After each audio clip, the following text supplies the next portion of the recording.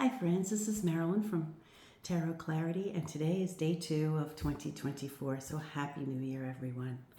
I'm currently in a lull of purchasing, and I think I've discussed it a few times, that I'm trying not to purchase too many things. And so in my downtime of not purchasing, I thought it would be a good opportunity to take a look at some of the decks that I've had, and they're just stored away in my tarot parlor, and I never look at them, I never use them. There used to be a day when I would circulate my decks, and then I would just rotate them and use them, but I don't really do that anymore. I just usually pick the few dozen that I really like, and they're now usually my Italian decks or my historic decks that have been recreated, but I don't typically use my mass-produced decks anymore, and it's a shame because some of them are kind of nice, At any rate, I thought today that I would focus on the Old English Tarot by Maggie Kneen. Now, just like the Golden Tarot of the Tsar that I featured the other day, I forgot I even had this deck, and I bought it for a reason. I mean, it wasn't a gift. I'm the one who bought it. This one was put out by US Game Systems, Inc. It comes with the little white book, and I'm not going to read the thing, but in the very beginning, it's worth mentioning what Maggie Kneen, Kneen, I don't know if I'm pronouncing the last name properly, has to say. But she does indicate that her very favorite decks are the very oldest tarot decks. So I'm assuming that she's going back to the Italian decks and the early French decks for inspiration. And she also, perhaps because she's English, turned to one of the most remarkable medieval English manuscripts in the British Museum, which is the Luttrell Psalter, which is a book of Psalms. And it was written and illuminated in the 1300s for Sir Geoffrey Luttrell, who was a wealthy landowner. And the detailed images from the Luttrell Psalter range from peasant life and religious scenes to fantastic mythical creatures, and were commonly used throughout the centuries to illustrate school history books, and became familiar to, I guess, people from the UK at an early and informative years. And the manuscript had been a formative influence on her own style of illustration. And she feels it was a very important source of visual reference for the things of everyday life in medieval England: musical instruments, transport, fashion, footwear, architecture, kitchen utensils, furniture, and many other considerations, including its famous harvest scenes with its richly patterned heraldic borders and distinctive color schemes. It was an ideal reference source for the Old English Tarot. So again, like the Golden Tarot of the Tsar, we're imagining a deck that never existed, but had they done a deck based on the Luttrell Psalter, perhaps this is what it would have looked like. So I thought we'd give it a look. Okay, let me flip the camera. So here we have the Fool. Beautifully done. We have, I think, an allusion or a reference to, the beautiful gold texture of the Visconti decks. There's no texture on this, but I think it's a reference to that. And we have the requisite things. We have a fool with, perhaps a court jester's hat. He's got his stick with, it's not so clear if that's a sack or not. Looks like a gourd. The dog who's tearing his clothing and on the precipice of falling.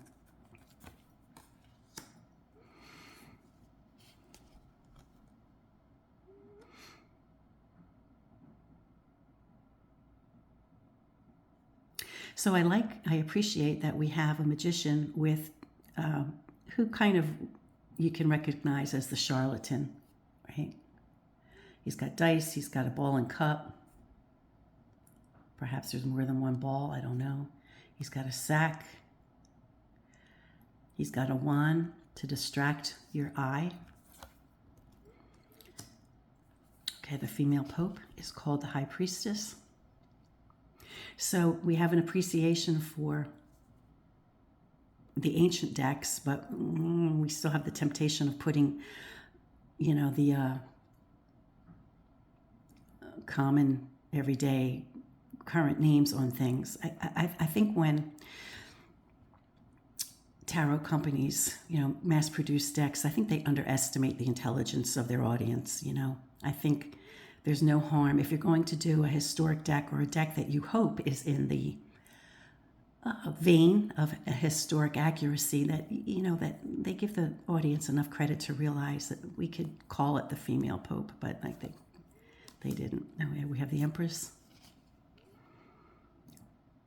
I like the way these cards feel. They're highly laminated, but I kind of like it. This deck is still available. It's not very expensive. I think it can be purchased for under $30 for sure, maybe even under $20. We have the Emperor, and we see the Empress and the Emperor with their eagle.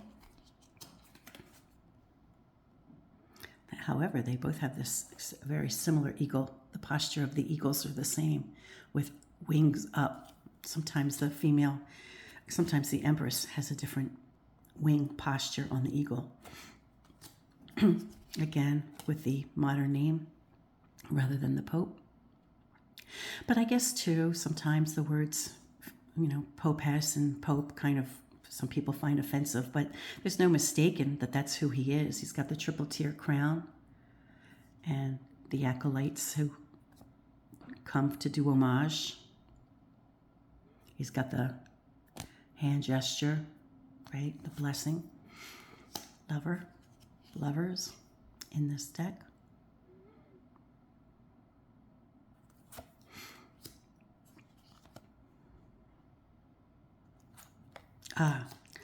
So 8 is not justice, but fortitude.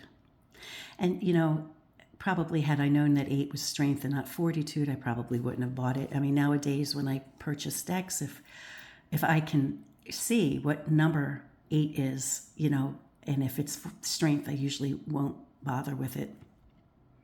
But I've discussed this before back in this, the 70s and even the 80s and maybe even the 90s. When we went to a bookstore, we didn't have the privilege of going through a deck and perusing it because they were closed, and maybe there was one deck that was available, but for looking at, but not usually. And you kind of bought a deck sight unseen, unless there was a picture of it on the cover, and you got a sense of what it might look like, right? And then in the after the internet became a thing, I think sometimes the publishers were very selective about the images they showed, right? You didn't get to see every picture, so they showed what they felt were the best, and then you would decide based on maybe 4 or 5 cards, which ones, if you thought the rest of the deck was going to follow suit. So here we have a hermit. What does he have? He does not have an hourglass. He has a candle in there. So it's a lantern. Here's justice.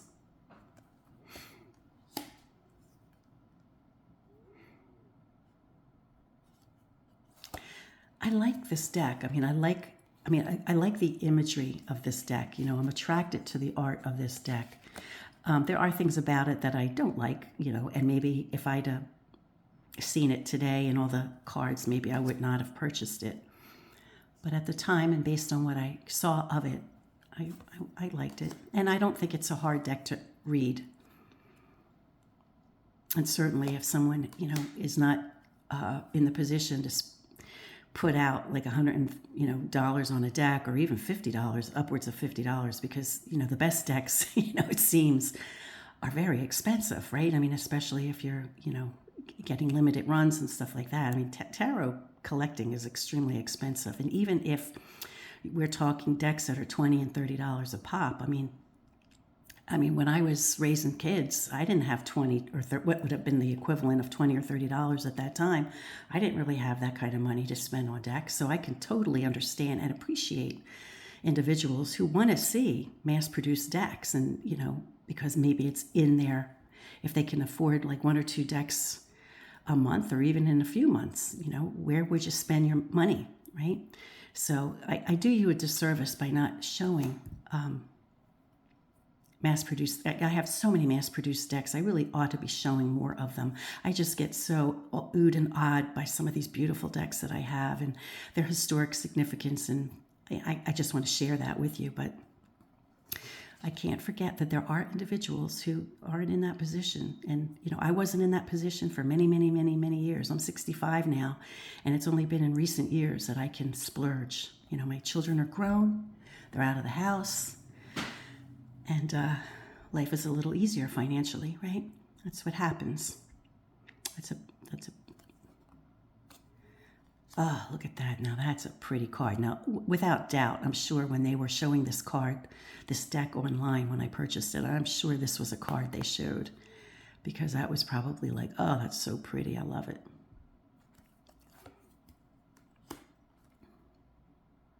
So despite the 8 and 11 being transposed, the images of the higher order cards, or the triumph cards, the representation is in keeping with what one would expect with a historic deck. Okay, maybe the world, if we were looking at an early Italian deck, we would have had a circular image of a city, a prosperous city in the center. But this is certainly something that was portrayed in some of the early decks, particularly the French. Okay, now let's go into the pips. So we have a non-scenic Ace of Swords. You can interpret this in the way you see fit. Okay, we have an image here. But with the 2 swords, the tents really don't tell much of a story, so you can pretty much say whatever you want. However you interpret the 2 of Swords in the context of the reading and the question, you can interpret that in the way you'd like. Perhaps the same with the 3. We have a little bit of a disruption to, I'm not sure what those are. Mushrooms, maybe? Mushrooms were chopped up? Or maybe that's a town on a hill. I can't tell.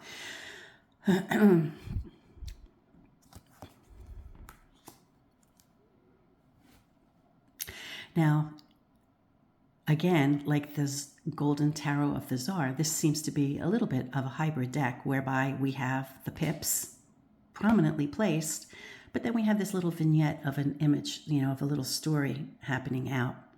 Now, like I've mentioned, I don't particularly care for hybrid decks very much, because once you put, no matter how small the image is, right, the story is going to be more important to people than the 4 swords. So people are going to look at that picture, and they're going to fixate on the picture when you're doing an interpretation. And if you don't interpret the 4 of Swords in a way that jibes with what they think they're seeing here, it could be a problem. Oops, I kind of screwed up here. Oh well.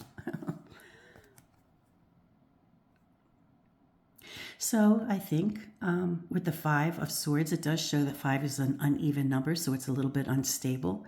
And because Swords is a weapon, I can understand showing that there's unrest or unruliness, and I think that's okay. 6 being a perfect number. Somebody on a hunt. It looks like maybe they're on a hunt.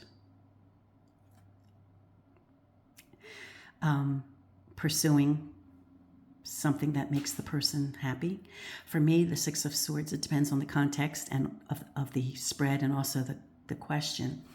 But the 6 of Swords can mean a few things, just like all the cards can. You have to be careful, you have to be able to hone in on what you think any particular card means at any given time in the context of the question, right? And in the context of the rest of the cards. But for me, I see 6 as a perfect number. I see the 6 of Swords as constructive time spent or communication being good. I guess you could consider that if this is something that somebody enjoys doing, that you could see that meaning. Conflict, having to accomplish something.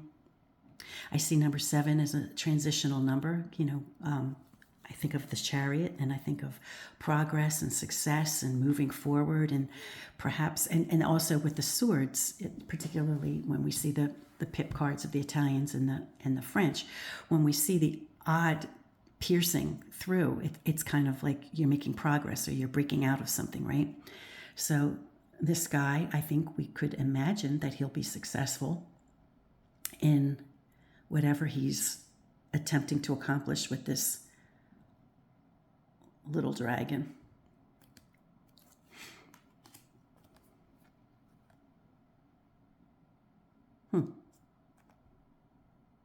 Now, I wouldn't see the 8 of Swords as destructive, which this card suggests. However, if a dangerous situation has escalated to an 8, then I can understand that. But not every question is about dangerous situations. Here we have a 9. So we have a reference probably to the Rider-Waite-Smith deck. I mean, this individual doesn't look like they could freely get away.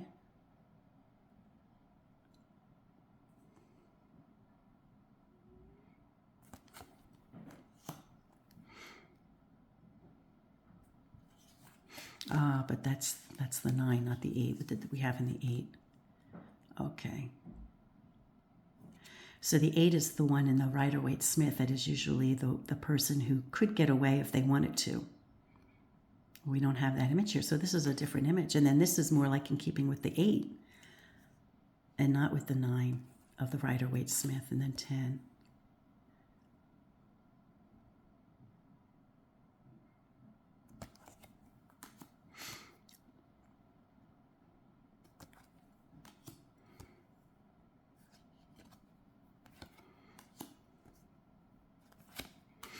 I mean, it's a very pleasant deck. And I think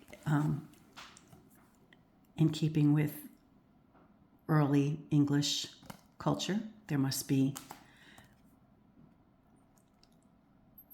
especially if she's using the Luttrell Psalter as her inspiration, I think she's probably successful. I'm not familiar with the Psalter except for this.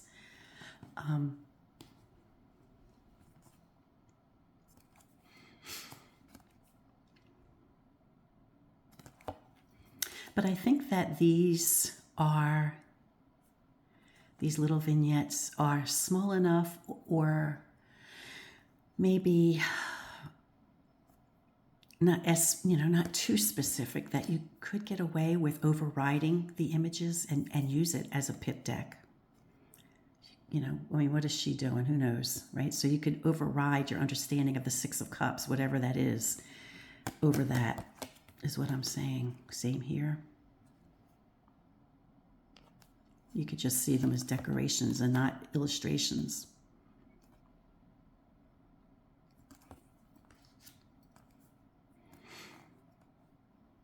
Many people, including myself, when I see the 9 of Cups, I typically will see it as the wish fulfillment card. And that is, something from the occultist that I've accepted. And I think this is a cute example of somebody being happy, right? Doing a backflip. For those of you who are classic film enthusiasts, the movie Holiday with Cary Grant and Katharine Hepburn, when he's happy, he does a backflip.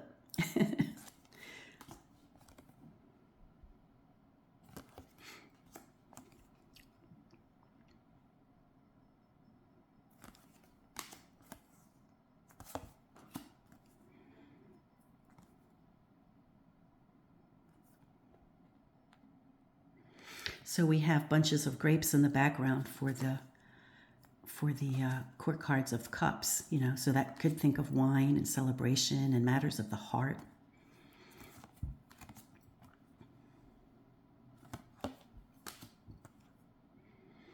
We have growth. Seeing the batons as growth.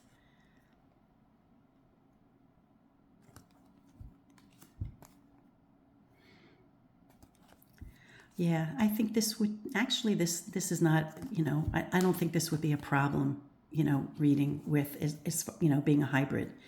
I think you could easily put your own 2 cents on the pip cards and just see these little vignettes as illustrations more than, decorative rather than, fully illustrative, Like some of the Italian decks, the Minchiottis and the, they have embellishments on some of the pips, and it doesn't distract me from interpreting them the way I understand the number in the suit. And I think, I think this more or less is in that same vein. Oh, I'm so glad that I decided to do this deck today. Now she interprets the 8 of batons more as a kind of reference to the harvest, moreover, more rather than the 7 of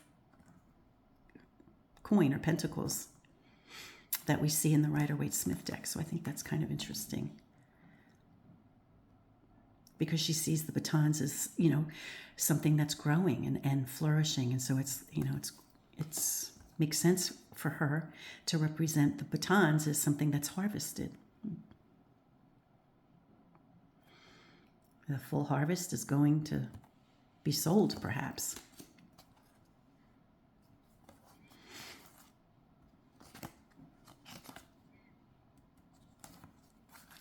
Now, perhaps this is a better deck to use when you have a client that comes in person, because if you're doing readings, for a client remotely, which is my specialty, and I've been doing it since forever, since once the internet came about, that's how I started doing things.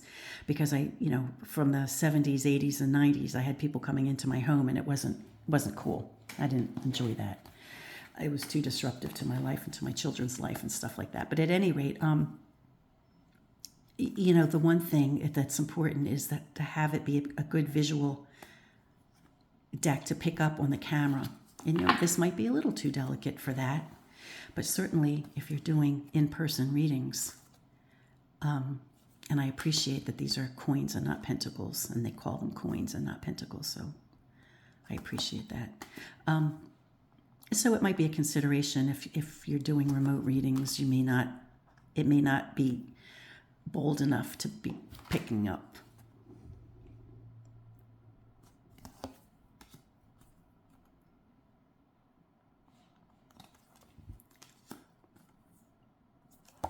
We have a little bit of a reference to the 6 of Pentacles of Rider-Waite-Smith with,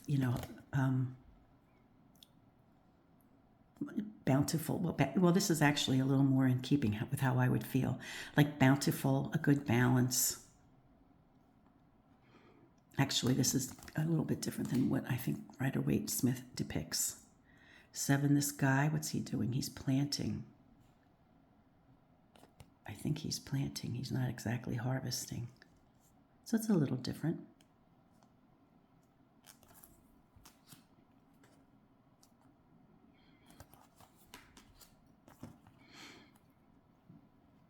But these two definitely depict a satisfactory life, aspirations to a satisfying life, or what, actually achieving it or being there and just feeling content. So there we have it. The Lovely Old English Tarot by Maggie Kneen. Published by, I think this is US Game Systems, Inc.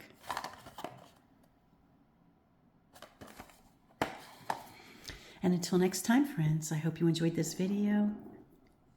Welcome back to work if you're all going back to work. Some of you are going back to work now. So I hope your work day has been good and life is getting back to normal.